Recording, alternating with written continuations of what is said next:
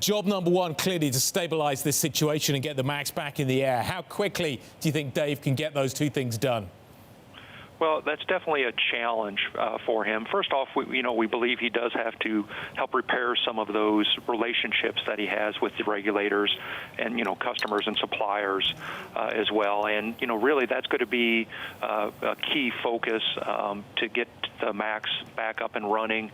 They need to get some assurances and, I guess some better relationships with the FAA so they feel like quality and safety is really the focus moving forward to give them some confidence.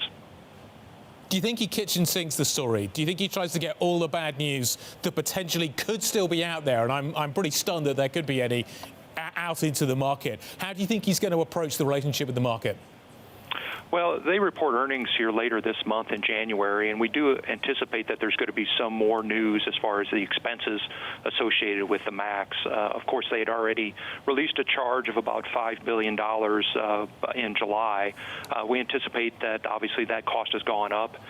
We've seen some estimates now that it's more like $9 billion. And so we anticipate, to your point, that there's going to be some more bad news from that perspective in this quarter. Obviously, a brand new CEO coming in. Now is the time to put out that news and to set the road going forward and make sure that expectations are, where they should be at this point, in talking about, when the time frame for the MAX. Of course, the regulators are determining that. So we don't anticipate really getting a date, but an update, if you will, on progress and where they stand on those deliverables. Hopefully we'll hear more information on that in the quarter here at the end of January. He has a wealth of experience, Jeff, including being head of private equity portfolio operations at Blackstone for a long time.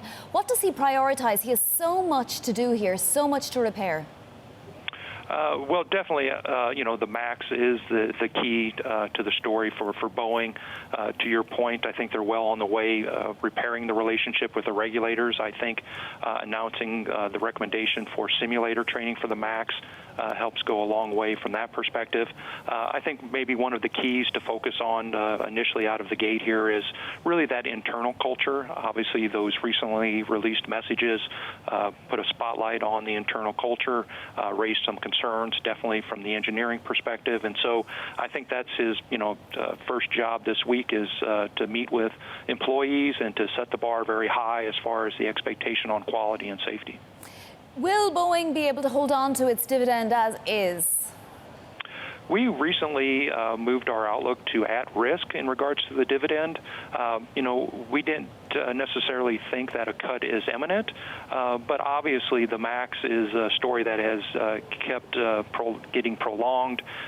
Schedules have been extended, and there's quite a bit of cash that's actually being burned. The last quarter, Boeing burned about $2.5 billion. The dividend takes about $4.5 billion a year to pay. And so we just wanted to highlight that there are concerns out there, and the longer the MAX takes to get ungrounded, the more pressure that becomes on that dividend. Although we don't necessarily anticipate a cut, we just wanted to make sure that investors were aware of that possibility. What's this company worth without the MAX? Well, that's definitely a challenge to figure out. I would say if we look at the forecast for the company, about 8 out of every 10 planes in the backlog is a 737, and of those, the majority are the MAX. And so, that's definitely the future for the company.